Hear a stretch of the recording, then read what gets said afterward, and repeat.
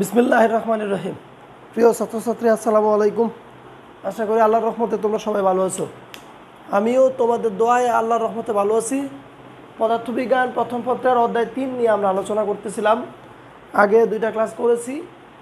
2টা ক্লাসের মধ্যে আমরা যে জিনিসটা পড়েছিলাম সেটা ছিল এমন: V equal to V not plus at, S equal to V not T plus half A T square, V square equal to V not square plus 2as।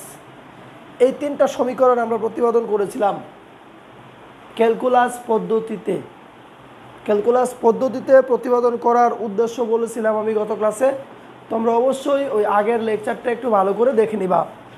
দেখে নেওয়ার পরে ক্যালকুলাস সম্পর্কে তোমাদের একটা মোটামুটি ধারণা আসবে এবং ফিজিক্সের যতগুলো সমীকরণ প্রতিপাদন আছে ক্যালকুলাস পদ্ধতি ব্যবহার করে একই নিয়ম, তাহলে আমাদের পড়াটা সহজ হবে।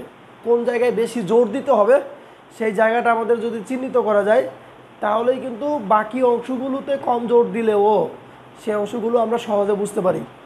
তাহলে আমাদের ওই ক্যালকুলাসের যে নিয়মটা শিখেছি আমরা গত ক্লাসে সেটার প্রতি অনেক জোর দিতে হবে, ভালো করে বুঝতে হবে, তাহলে বাকি প্রতিপাদনগুলো আমরা সহজে বুঝতে পারবো। ওকে, এই 3টা সমীকরণ দিয়ে আমরা কিছু অঙ্ক করি আজকে।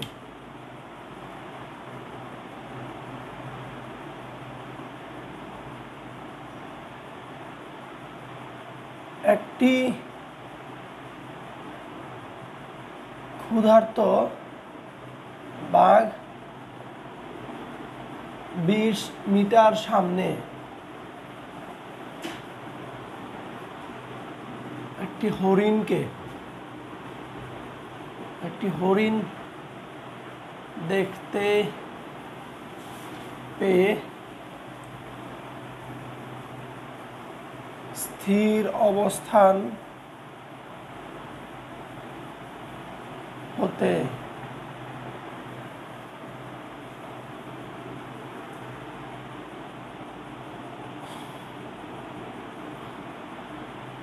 দুই metre per second square সমত্বরণে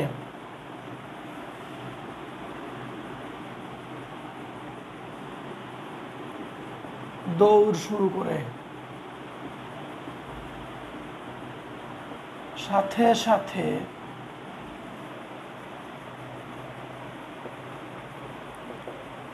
হরিণটিও 8 metre per second সমবেগে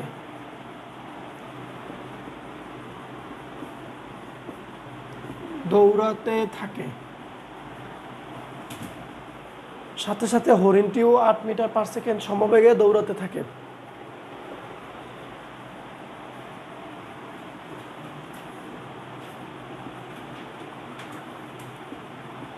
বাঘের অবস্থান হতে কত দূরত্বে বাঘ হরিণটি ধরে ফেলবে?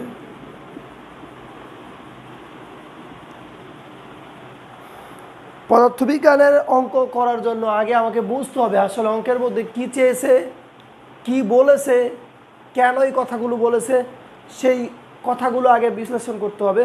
তারপরে পদার্থবিজ্ঞানের যত সমস্যা আছে, গাণিতিক সমস্যা, সেটাকে তুমি যদি একটা চিত্রের মাধ্যমে উপস্থাপন করতে পারো, তার মানে চিত্রের মাধ্যমে উপস্থাপন করার মানে হচ্ছে এই, তুমি মোটামুটি এই ঘটনাটা ভালো করে বুঝেছো।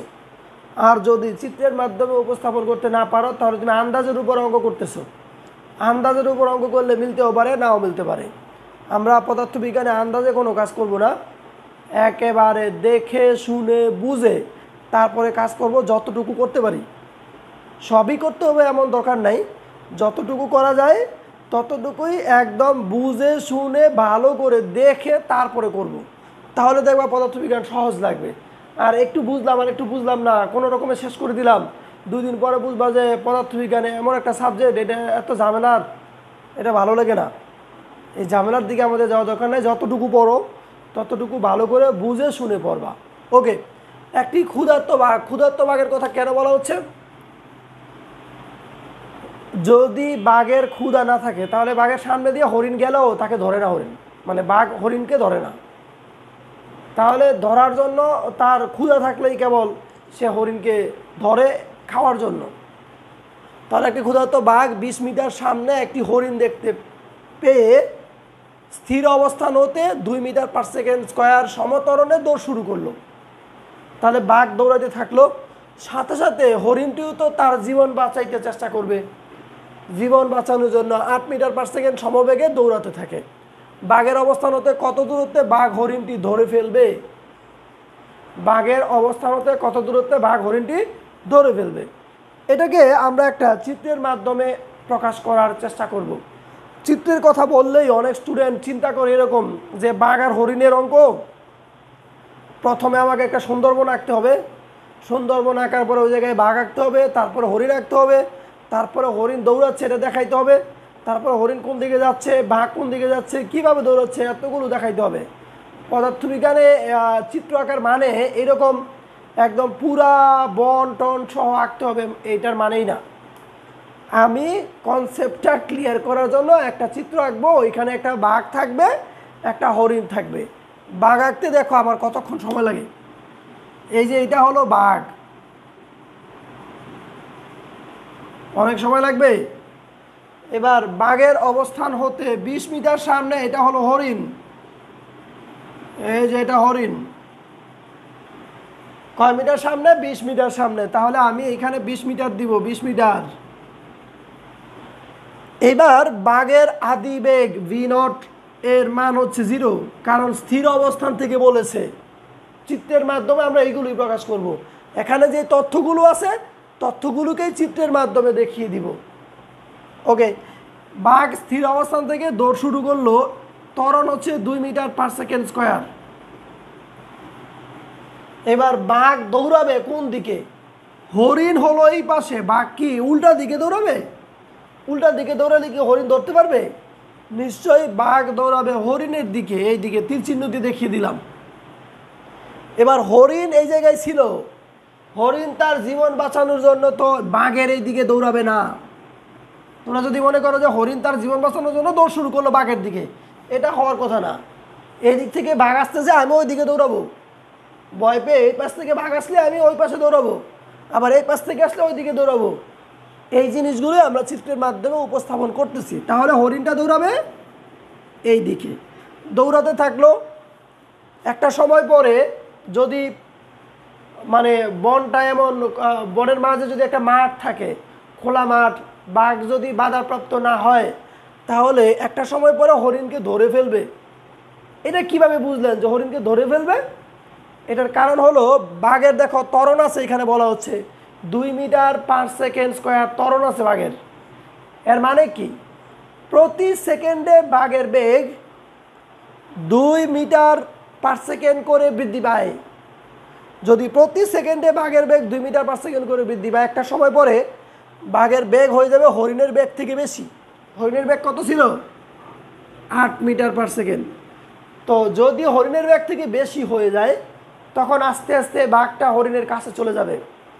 আর আস্তে আস্তে যখন হরিণের কাছে চলে যাবে তখন বাঘ হরিণটাকে একটা সময় পরে ধরে ফেলবে। ধরলাম এই জায়গায় গিয়ে বাঘ হরিণকে ধরে ফেললো। দেখো এই অঙ্কটাকে আমি এই চিত্রের মাধ্যমে সম্পূর্ণটাকে প্রকাশ করতে পারি।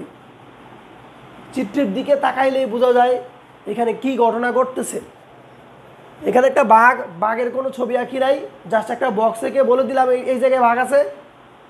তাহলে এই বাঘ আদি বেগ হলো 0, তার ত্বরণ হলো 2 মিটার পার সেকেন্ড স্কোয়ার। বাঘ থেকে 20 মিটার সামনে হরিণ, হরিণের বেগ হলো 8 মিটার পার সেকেন্ড সমবেগ। হরিণ সমবেগে দৌড়াবে। এই জায়গায় প্রশ্ন উঠতে পারে হরিণের কেন ত্বরণ নাই? কারণ যখন তার মৃত্যুর ভয়, সে প্রথম থেকে যান জীবন দিয়ে দৌড় শুরু করবে। এমন দৌড় দিবে তার সর্বোচ্চ দিয়ে, কারণ বাঘের কাছে যদি ধরা পড়ে তাহলে তার জীবন শেষ। এই জন্য সে প্রথমেই আস্তে আস্তে দৌড় দিল, আস্তে আস্তে দৌড় দিল, তারপরে গিয়ে তার স্পিড বাড়ালো। এরকম হবে না। প্রথম থেকেই সে তার জীবন দিয়ে, জীবনে যতটুকু শক্তি আছে সম্পূর্ণটা দিয়ে দৌড় শুরু করবে। আর এই জন্য সাধারণত হরিণের সমবেগ দেওয়া হয়। তাহলে হরিণের সমবেগ এইটা বুঝলাম, জীবন দিয়ে দৌড়াবে। তাহলে হরিণ কি ত্বরণে দৌড়াইতে পারে না? দৌড়াইতে পারে। যদি এমন কোনো অঙ্ক আসে তা আমরা ওইভাবে করব, যেমন অঙ্ক দিবে আমরা তেমন সমাধান করব। গাণিতিক সমস্যা যেই রকম দিবে আমরা তেমনই গাণিতিক সমস্যাগুলোর সমাধান করার চেষ্টা করব। ওকে, তাহলে হরিণের বেগ হচ্ছে 8 মিটার পার সেকেন্ড, এটা সমবেগ। এখান থেকে এই দিকে দৌড়াচ্ছে, আমরা ধরে নিলাম হরিণের অবস্থান থেকে যেই জায়গায় গিয়ে হরিণটা ধরা পড়লো সেটা ধরলাম এক্স। সেটা কি ধরলাম? তাহলে বাঘের অবস্থান থেকে এই টোটাল দূরত্বটা কত হবে? চিত্র থেকে বোঝা যায় এটা এক্স, এটা 20, তাহলে 20 প্লাস এক্স।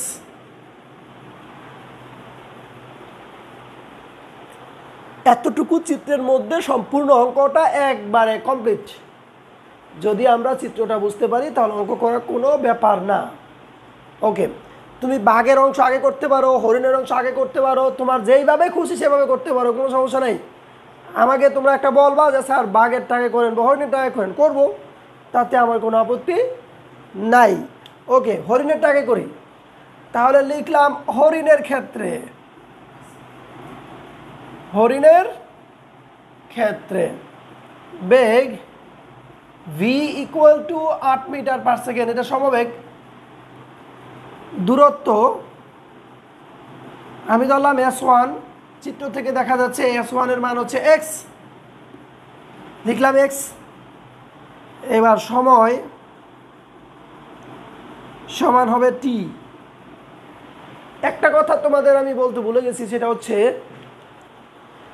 এখান থেকে হরিণ এক্স দূরত্ব অতিক্রম করতে যে সময় লাগে, বাঘের এই অবস্থান থেকে এক্স প্লাস 20 দূরত্ব অতিক্রম করতে একই সময় কি লাগবে নাকি আলাদা সময় লাগবে? তোমাদের এক একজনের মন্তব্য এক এক রকম হতে পারে। আমি বলে দিচ্ছি, দুইজন বলতে এখানে বাঘ আর হরিণ একসাথে দৌড় শুরু করে দিয়েছে, আর এই জায়গায় যখন ধরা পড়বে বাঘ, মানে বাঘের কাছে হরিণ যখন ধরা পড়বে তখন একসাথেই ধরা পড়বে। তার মানে হচ্ছে, আমি একটা উদাহরণ দিয়ে বোঝাই। মনে করো এখান থেকে বাঘ দৌড় শুরু করলো 10টা 20 মিনিট সময়ে, হরিণও তো 10টা 20 মিনিট সময়ে দৌড় শুরু করবে। আমরা বলছি সাথে সাথে দৌড় শুরু করবে, সাথে সাথে যদি দৌড় শুরু করে তাহলে বাঘও শুরু করলো 10টা 20, হরিণও দৌড় শুরু করলো 10টা 20। আর এই জায়গায় যখন হরিণটা ধরা পড়লো তখন হলো 10টা 21 মিনিট। হরিণ যখন ধরা পড়লো তখন সময় হলো 10টা 21 মিনিট। তাহলে বাঘ কয় মিনিট দৌড়ালো? 1 মিনিট। হরিণ কয় মিনিট দৌড়ালো? 1 মিনিট।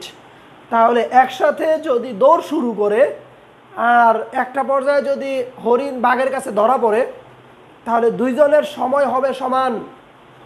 এমনি দেখলে কিন্তু মনে হয় এটা যেহেতু কম দূরত্ব গেছে তাহলে তার সময় লাগবে কম, এটা যেহেতু বেশি দূরত্ব গেছে তার সময় লাগবে বেশি। আসলে এমন হবে না, এই জন্য এই উদাহরণটা দিলাম। ওকে, তাহলে এইবার আমরা কি জানি? আমরা জানি S ইকুয়াল টু ভিটি, এটা আমরা জানি। তো এইটা ব্যবহার না করে তুমি এটাও ব্যবহার করতে পারো, S is equal two V0t plus half AT square. এইটা মূলত একই সূত্র। তোমরা বলবা এগুলো আবার কিভাবে হয়, একই সূত্র হয় কিভাবে? একটু খেয়াল করে দেখো, যদি হরিণ সমবেগে দৌড়ায়, বুঝে শুনে বলবা, যদি হরিণ সমবেগে দৌড়ায়, সমবেগে দৌড়ানো মানে হচ্ছে তার ত্বরণ থাকবে না, ত্বরণের মান হবে 0। ত্বরণ মানে হচ্ছে বেগের পরিবর্তনের হার। বেগের যদি পরিবর্তন না হয় তাহলে তার ত্বরণ থাকে না। তাহলে এই জায়গায় ত্বরণের মান হবে 0 হরিণের ক্ষেত্রে। তাহলে এই অংশটা হয়ে যাবে 0। তাহলে S is equal two V0t। S is equal two V0t মানে হচ্ছে বেগ ইন্টু সময়। এখানে আমরা তাই লিখছি, এই জন্য আমি বললাম এটা একই সমীকরণ। তোমরা যেইভাবে বুঝো সেভাবে লিখবা। ফিজিক্স বুঝলে কোনো সমস্যা নেই, আর না বুঝলে যত সমস্যা তৈরি হয়। স্টুডেন্টরা বলে সব ঠিকঠাক লিখেছি, আমাদের স্যার খারাপ, আমাদের স্যার নাম্বার দেয় না। এগুলো বলা যাবে না, স্যারদের দোষারোপ করা যাবে না আন্দাজে।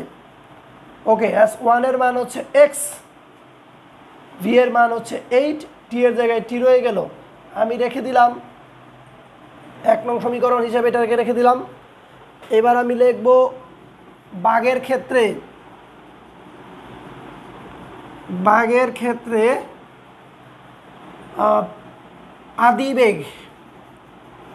আদিবেগ ভি নট ইকুয়াল টু 0, ত্বরণ a equal to 2 metre per second square, তারপরে দূরত্ব s equal to 20 plus x, এই জায়গায় দিব S2, যেহেতু আগেরটা দিয়েছি S1, এই জায়গায় দিলাম S2। এবার সময় সমান হলো টি। এবার লিখব আবার S2 equal to V not T plus half A T square, এই জায়গায় 20 plus x equal to 0 plus half into 2 into T square, এই জায়গায় 20 প্লাস, এই জায়গায় দেখো এক্স এর পরিবর্তে কত হয়ে যাবে 80। 1 নং সমীকরণ থেকে এক্স এর পরিবর্তে 80 আমরা এখানে বসিয়ে দিলাম। এই জায়গায় হলো টি স্কোয়ার বা t square minus 80 plus 20 equal to 0। এই জায়গায় মিডল টার্ম করা যায়, মিডল টার্ম করলে কত হয় t square minus 10t plus 2t plus 20, 10 দুগুণে 20, 10 দুগুণে 20, 20t স্কোয়ার, সরি এটা মাইনাস হবে, একটাকে মাইনাস দিয়েছি আরেকটাকে মাইনাস দেয়নি, এটা মাইনাস হবে। দেখো মিডল টার্ম হয়ে গেল। এইবার তোমরা যদি মিডল টার্ম করতে পারো তাহলে এইভাবে করা হয়, জানো সবাই, টি কমন নিলে টি মাইনাস 10 প্লাস 2 কমন নিলে টি মাইনাস 10 ইকুয়াল টু 0। তো এখান থেকে লেখা যায় টি মাইনাস 10, আর একটা হচ্ছে টি প্লাস 2 ইকুয়াল টু 0। সুতরাং টি ইকুয়াল টু 10 অথবা মাইনাস 2 হয়। সময় কখনো মাইনাস হতে পারে না, সময় কখনো মাইনাস হতে পারে না। তাহলে টি এর মান হবে 10 সেকেন্ড। টি মানে কি? অর্থাৎ কত সময় ধরে হরিণ আর বাঘ দৌড়াবে। যদি তোমাদেরকে প্রশ্ন করা হতো এমন কত সময় পরে বাঘ হরিণটিকে দৌড়ে ফেলবে, তাহলে আমাদের অঙ্ক এই জায়গায় শেষ। আবার বলে দিচ্ছি, যদি তোমাদেরকে এমন বলা হতো কত সময় পরে বাঘ হরিণটি ধরে ফেলবে, অথবা অন্যভাবে বলতে পারে কত সময় ধরে বাঘ দৌড়েছিল, অথবা কত সময় ধরে হরিণ দৌড়িয়েছিল, তাহলে সময় হবে 10 সেকেন্ড। বিভিন্নভাবে প্রশ্ন হইতে পারে, তুমি যদি বুঝো তাহলে কোনো সমস্যা নাই, আর যদি না বুঝো, স্যার একটা অঙ্ক করাইছে কত দূরত্বে গিয়ে বাঘ হরিণটিকে দৌড়ে ফেলবে, একটা অঙ্ক মুখস্থ করলাম, অথচ এর ভিতরে 8টা 10টা অঙ্ক আছে। বিভিন্নভাবে প্রশ্ন হইতে পারে, তুমি যদি বুঝো কোনো সমস্যা নাই, সব অঙ্ক তুমি পারবা। আর যদি এই অঙ্ক মুখস্থ করো তাহলে সমস্যার কোনো শেষ নাই। ওকে, তাহলে আমরা এখন পাইলাম, সুতরাং টি ইকুয়াল টু 10 সেকেন্ড হবে, -2 হতে পারে না। এইবার আমাদের টার্গেট কি দেখি। আমাদের টার্গেটটা হলো বাঘের অবস্থান হতে কত দূরত্বে বাঘ হরিণটি ধরে ফেলবে। তাহলে বাঘের অবস্থান থেকে আমরা দেখেছি দূরত্ব হলো 20 প্লাস এক্স। বাঘের অবস্থান থেকে যে জায়গায় গিয়ে হরিণটা ধরা পড়লো সেই দূরত্ব হলো 20 প্লাস এক্স। তাহলে প্রথমে আমাদের এক্স এর মান বের করতে হবে। এবার লিখবা 1 নং সমীকরণ হতে পাই, 1 নং সমীকরণে ছিল এক্স ইজ ইকুয়াল টু 80, তার মানে এই জায়গায় হবে 8 into 10 equal to 80 metre. X এর মান 80 মিটার। এবার লিখব বাঘের অবস্থান হতে দূরত্ব সমান 20 প্লাস 80 সমান কি দাঁড়ায় 100 মিটার। এই আমাদের অঙ্ক কমপ্লিট। আমাদের অঙ্ক এই জায়গায় কমপ্লিট হয়ে গেল। একটা অঙ্ক দেখো, এটা 19-এও তোমরা করেছো, কিন্তু এতগুলো কথা বলে এই অঙ্কটা করা লাগবে কোনো দরকার ছিল না স্যার। কিন্তু আমি চাচ্ছি এই অঙ্কটা না, শুধু তুমি অনেকগুলো অঙ্ক এই একসাথে করবা তুমি। এখানে আমি একটা অঙ্ক করি নাই। এখানে যদি এমনভাবে বলা হয় হরিণের অবস্থান থেকে কত দূরত্বে বাঘ হরিণটিকে ধরে ফেলবে, তাহলে এক্সের মান বের করলে শেষ হয়ে যাবে। যদি বলে বাঘের অবস্থান থেকে, তাহলে আমাদের এই জায়গায় পর্যন্ত আসতে হবে। যদি সময়ের কথা বলে, তাহলে সময় করেই শেষ। বিভিন্নভাবে এই অঙ্কটাকে করা যায়। তারপরে বাস্তবতা আমাদের একটু বুঝতে হবে। আর একটা পয়েন্ট আছে, সেটা আমি একটু বলে দিই। এই জায়গায় দেখো, এটাকে আমরা মিডল টার্ম করতে পেরেছি। সব অঙ্কের মধ্যে মিডল টার্ম করতে পারবে না। এমনভাবে মান দেওয়া থাকবে যে তুমি মিডল টার্ম করতে পারতেছো না। মনে করো এরকম, t square minus 5t minus 10 equal to 0। T square minus 5t minus 10 equal to 0, এটাকে তুমি মিডল টার্ম করতে পারবা না। তখন কোন সূত্র দিয়ে করবা সেটা আমি একটু বলে দেই, কারণ স্যার সহজ অঙ্কটা করিয়েছে, কঠিন অঙ্কটা আমাদের জন্য রেখে দিয়েছে। নিয়মটা বলে দেই। তোমরা জানো a x square plus b x plus c equal to 0, এটা জানো দ্বিঘাত সমীকরণ বলে। দ্বিঘাত সমীকরণের সমাধান হচ্ছে X is equal to minus B plus minus root over B square minus 4ac। X equal to minus B plus minus root over B square minus 4ac divided by 2a। এখানে পরিচয়টা ভালো করে জানতে হবে। বি হলো এই এক্সের সহগ বি, আর এ হলো এক্স স্কোয়ারের সহগ, আর সি হলো বাকি অংশ যা থাকবে, যতটুকু থাকবে সম্পূর্ণটা।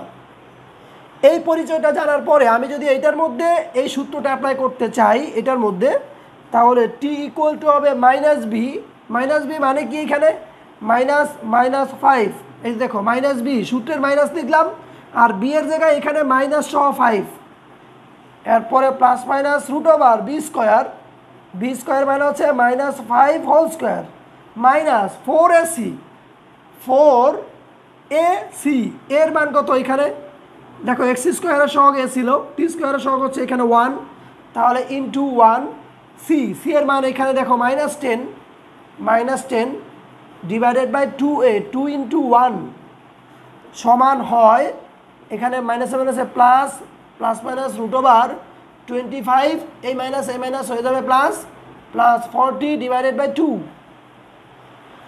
এখন হবে এই জায়গায় 65। 65কে রুট করলে একটা মান আসবে।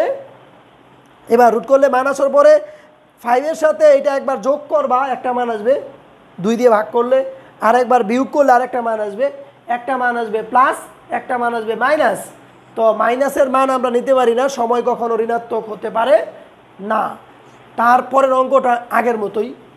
আমি এটা দেখাইলাম এই জন্য যে, কারণ সব জায়গায় তোমরা মিডল টার্ম করতে পারবা না।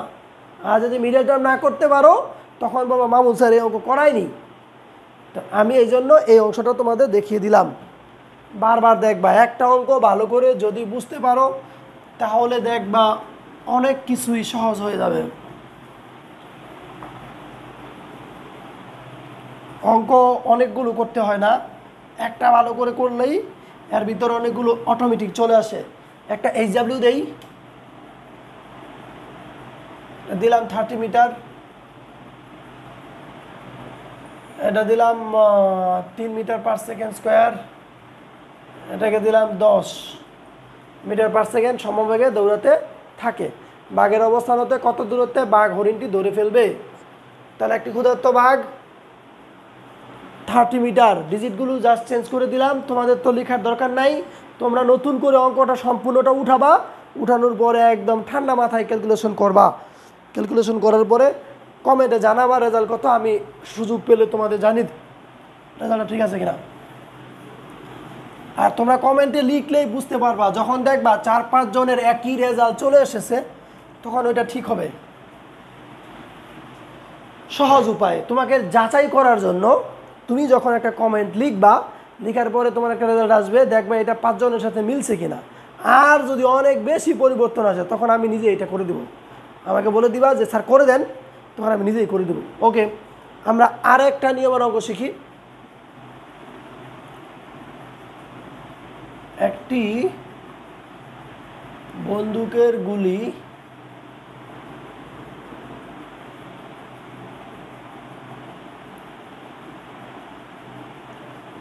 কাঠের ভিতর 8 সেন্টিমিটার প্রবেশ করে 70% বেগ হারায়।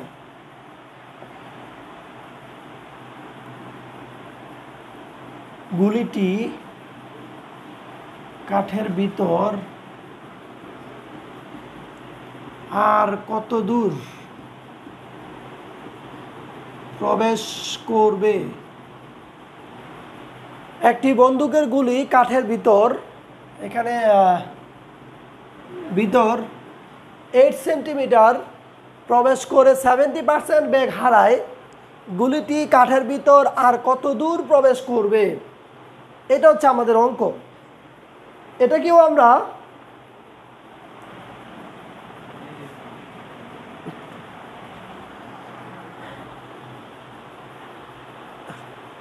এইট সেন্টিমিটার প্রবেশ করে 70% বেগ হারায়।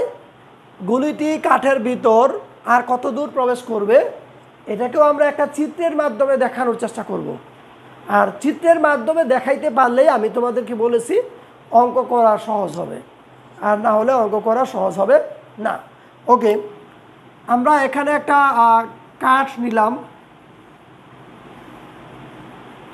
এবার এই জায়গায় আমরা বন্দুক দিয়ে গুলি করব। আমরা করবো না, যার কাছে পিস্তল আছে সে করবে আর কি। তো এই জায়গায় আমরা যখন বন্দুক দিয়ে গুলি করব তখন বন্দুকের আদিবেগ থাকবে হলো v0, বন্দুকের আদিবেগ। এবার এই কাঠের ভিতরে গুলিটা ধরলাম এত দূর প্রবেশ করলো, এত দূর হলো 8 সেন্টিমিটার। 8 সেন্টিমিটার প্রবেশ করার পর এই বন্দুকের গুলির বেগ 70% কমে যায়, 70% বেগ হারায়। কথাটার মানে কি? 70% বেগ তার কমে যায়, 70% বেগ কমে যায়। এবার 70% বেগ যখন কমে যায় তখন তার শেষ বেগটা কত হয়, ভি এর মান, সেটা আমরা একটু দেখতে চাই। খুব সহজে আমরা যেটা বুঝে যাই, 30% থাকে। 30% কার 30%? আদিবেগ যা ছিল তার 30%। সহজ কথা, 100%-এর মধ্যে 70% নাই, তাহলে আছে কয় পার্সেন্ট? 30%। তাহলে V is equal to 30% v0। এটা আমি আবার ভেঙে ভেঙে লিখে দিব, কীভাবে লিখবা ওইটা সমস্যা না, আগে চিত্রটা বুঝে নেই। এবার যেহেতু এই অবস্থানে যাওয়ার পরে গুলির বেগ 0 হলো না, সেহেতু গুলিটা আরও সামনে যাবে। আমরা ধরে নিলাম গুলিটা আরও এতটুকু সামনে যাবে। এই দূরত্বটাকে আমরা ধরলাম এস। এই দূরত্বটাকে আমরা এস বা এস প্রাইম যাই ধরা লাগে, এখন বলতেছি দূরত্বটা হলো এস।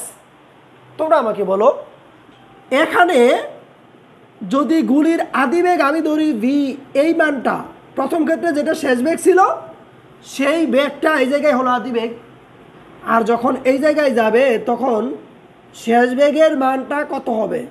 শেষ বেগের মানটা হবে 0। কেন 0 হবে? কারণ যদি শেষ বেগের মান 0 না হয় তাহলে এই গুলিটা আরও সামনের দিকে যেত।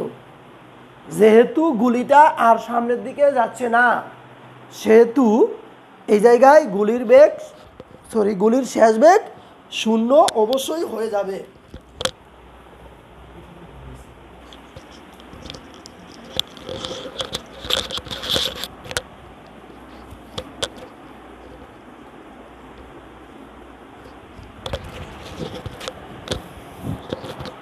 আমরা অঙ্কটাকে একটা চিত্রের মাধ্যমে দেখালাম। এখন আমরা অঙ্কটা করব। এখন করতে আমাদের বেশি কষ্ট পেতে হবে না। লিখব প্রথম ক্ষেত্রে, তোমরা চিত্র দেখে দেখে লিখবা, আদিবেগ সমান হলো v0। এই যে আদিবেগ সমান হলো v0, শেষ বেগ v ইকুয়াল টু 100 - 70% v0। কথাটার মানে কি?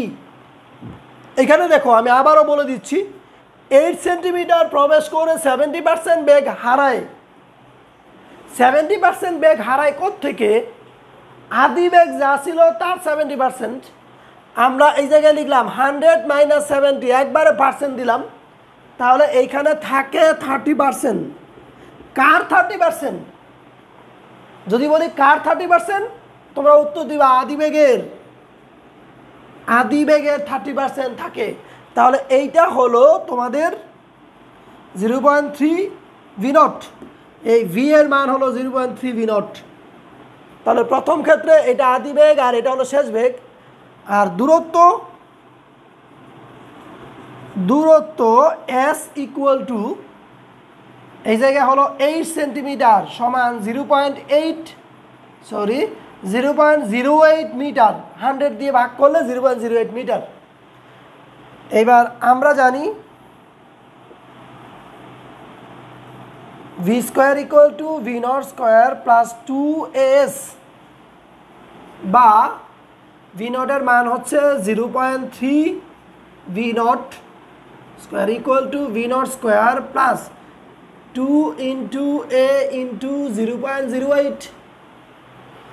জাস্ট মানগুলো আমরা বসিয়ে দিলাম।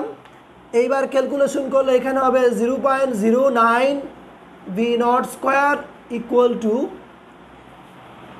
আমি আর একটু কাজ করতে পারি, এটাকে বাম পাশে নিয়ে আসলাম, ভি নট স্কোয়ার লিখলাম ইকুয়াল টু, এটার সাথে এটা গুণ করে দিলে 0.16a লিখতে পারি।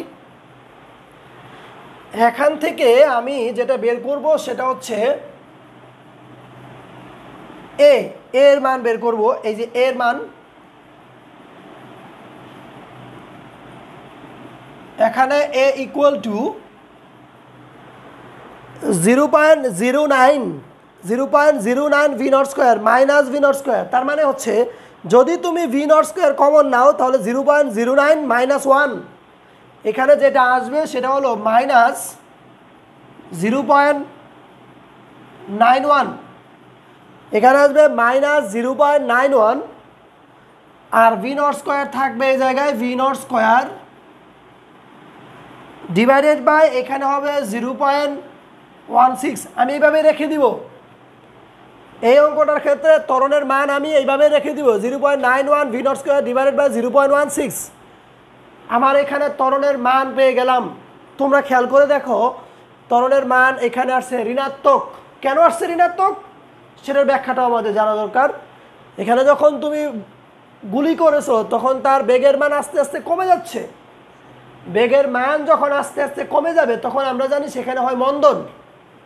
বেগের মান কমে গেলে সেখানে কি হয়? মন্দন হয়। আর এই কারণে এইখানে আসছে ঋণাত্মক।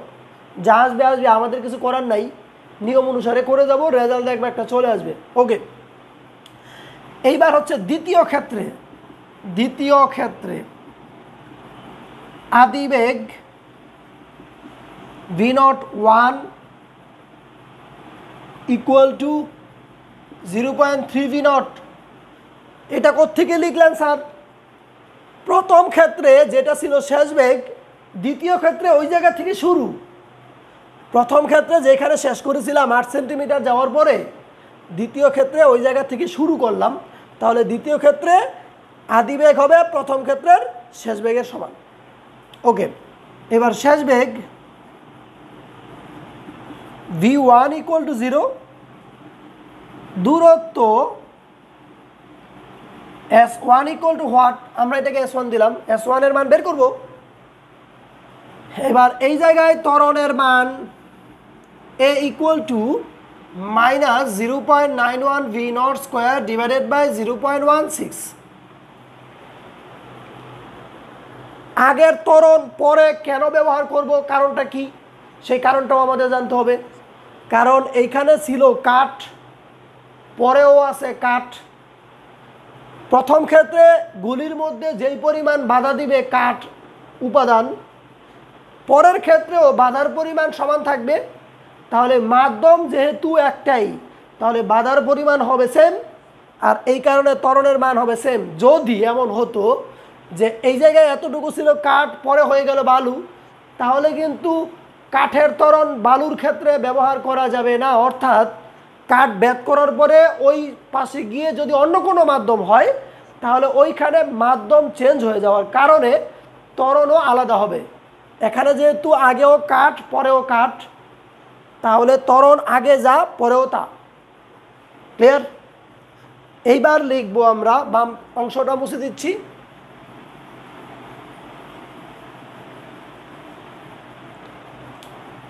লিখবো, আমরা জানি বা আবার লিখলেও হতো v1 square is equal two v0 1 square plus 2a/s1। সূত্র একটাই ব্যবহার করতেছি এই জায়গায়। v1 এর মান হচ্ছে 0 আর এটার মান হচ্ছে 0.3 v0 whole square plus 2 into minus 0.91 v0 square divided by 0.16, সাথে আছে s1। আমরা ক্যালকুলেশন করব কিভাবে, দেখো এই মাইনাস এই প্লাসের সাথে গুণ করলে হয়ে যাবে মাইনাস, এটাকে আমরা বাম পাশে নিয়ে আসতেছি। এই জায়গায় হবে 0.91 v0 স্কোয়ার। যদি এই 2 দিয়ে এটাকে ভাগ করে দেই তাহলে 0.08 হয়ে যাবে আগের মতোই। 0.08কে 2 দিয়ে গুণ করার কারণেই 0.16 হয়েছিল, তাহলে এটাকে এটা দিয়ে ভাগ করে দিলে নিচে হয়ে যাবে 0.08, ডান পাশে হয়ে যাবে 0.09 v0 স্কোয়ার। সরি, এই জায়গায় এই s1টা থাকবে সাথে। এইবার v0 স্কোয়ার কাটা দিয়ে দিলাম, এখান থেকে s1 ইকুয়াল টু 0.09, নিচে চলে আসবে 0.91 আর উপরে চলে যাবে এটা 0.08। এইবার আমাকে ক্যালকুলেশন করে বলো s1 এর মান কত।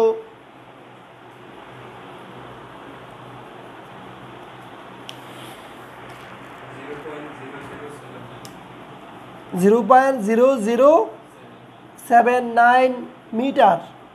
এটাকে যদি তোমরা সেন্টিমিটারে নাও 0.79 সেন্টিমিটার,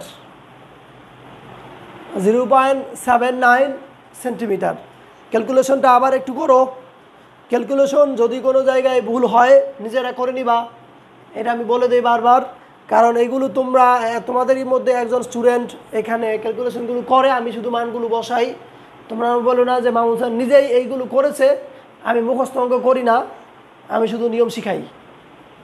মানটা কি ঠিক আছে? হ্যাঁ, ভালো করে দেখেছ? ওকে, তাহলে আমরা আরেকটা নিয়ম শিখলাম। ক্যালকুলেশনে যদি একটু এদিক সেদিক হয় তোমরা সেটা নিজেরা করে নিবা, আমি বলে দিচ্ছি। আর কি বলে, যদি নিয়মের মধ্যে কোনো সমস্যা থাকে আমাকে আবার জিজ্ঞেস করবা। ওকে, তোমাদের মধ্যে থেকে দু একজন স্টুডেন্ট এরকম বলতে পারে যে স্যার এটা তো এইরকম হবে, v square is equal two v0 square minus 2s, যেহেতু আমরা জানি জায়গায় বন্ধন হবে। তুমি যদি মনে করো যে এই সূত্রটা ব্যবহার করতে পারো, তাহলে প্রথম ক্ষেত্র মাইনাস দিয়ে সূত্র ব্যবহার করতে হবে, দ্বিতীয় ক্ষেত্র মাইনাস দিয়ে সূত্র ব্যবহার করতে হবে। এক জায়গায় মাইনাস দিলা আরেক জায়গায় প্লাস দিলা, তাহলে অঙ্ক মিলবে না। দেখো আমি প্রথমবারও প্লাস দিয়ে করেছি, দ্বিতীয়বারও প্লাস দিয়ে করেছি। যদি তুমি মাইনাস দিয়ে করতা তাহলে এর মান প্রথমবারে প্লাস আসতো, পরের বার মান বসাইলে রেজাল্ট একই আসতো, কোনো পার্থক্য হবে না। আমরা দুইটা অঙ্ক শিখলাম, এটার আর একটা HW দিয়ে দিই। এখানে 9 সেন্টিমিটার আর এখানে দিলাম 50% বেগ হারায়। 50% বেগ হারানোর ক্ষেত্রে একটা সহজ সূত্র আছে, সেই সূত্রটা তোমাদের বলে দেই। যদি কোনো গুলির বেগ একটা নির্দিষ্ট দূরত্ব অতিক্রম করার পর 50% বেগ হারায়, তাহলে তার বেগ বাকি থাকে আর 50%। ওই বাকি 50% বেগ দিয়ে সে কত দূরত্ব অতিক্রম করবে, এই ধরনের অঙ্ক যদি হয় তাহলে সরাসরি মনে রাখবা প্রথম ক্ষেত্রে যতটুকু অতিক্রম করেছে তার 3 ভাগের 1 ভাগ দূরত্ব অতিক্রম করবে। প্রথম ক্ষেত্রে যতটুকু দূরত্ব অতিক্রম করেছে পরের ক্ষেত্রে তার 3 ভাগের 1 ভাগ দূরত্ব অতিক্রম করবে। তার মানে এই অঙ্কের রেজাল্ট হবে 3/1 মানে হচ্ছে 3 সেন্টিমিটার সরাসরি এটার। এখন যে এসডাব্লিউটা তোমাদের দিলাম সেটার রেজাল্ট হবে 3 সেন্টিমিটার। যারা অঙ্ক করে 3 সেন্টিমিটার বের করতে পারবা তাদের অঙ্ক হয়েছে। পরের দিন এটার আরও একটা নিয়ম আছে, সেটা দেখাবো। আজকে আর এই ক্লাসটা দীর্ঘায়িত করতে চাচ্ছি না। আশা করি তোমরা দুইটা নিয়ম খুব ভালোভাবে বুঝতে পেরেছো। যদি না বুঝতে পারো আরেকবার দেখবা, রিপিট করে দেখলে মাথায় আস্তে আস্তে ঢুকে যাবে। সবাই ভালো থাকবা, সুস্থ থাকবা, সাবধানে থাকবা। সবাই সবার জন্য দোয়া করবা, সবাই যেন সুস্থ থাকতে পারি আমরা। আল্লাহ হাফেজ।